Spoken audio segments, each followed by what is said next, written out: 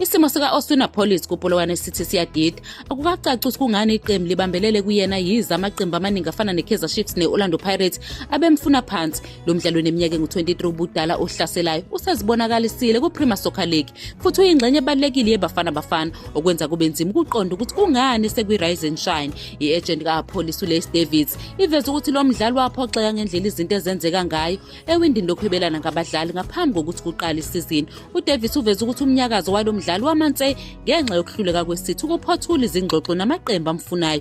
Kuyamangaza ukuthi iclub ayizimisele ngokudedela u-Police, ikakhulukazi njengoba ama-club kubika ukuthi ahlangabezana nenani elalifunwa yile club ngaye. Kubukeka sengathi isinqumo sokugcina u-Police eLimpopo sithinta izidingo zeqembu kunokuthuthuka noma impilo yomdlali. u-Police usetshengise kaningi ukuthi usekulungele ukukhuphula izinga lakhe emsebenzini wakhe, kanti ukudlala kwakhe ku-PSL nakuBafana Bafana kuphinde kuqamisa ikhono lakhe elikhulu. Kuyacaca ukuthi amakhono akhe kufanele abonakale esigabeni esikhulu, kungaba yiseligi yasekhaya, i-CAF Champions League naphesheya kwezilwandle. Isimo esikhona kuPolokwane City sikhinyabeza ukukhula kuka-Police, kanti ugcinwe kungafanele eqenjini elingasahambisani nezifiso zakhe.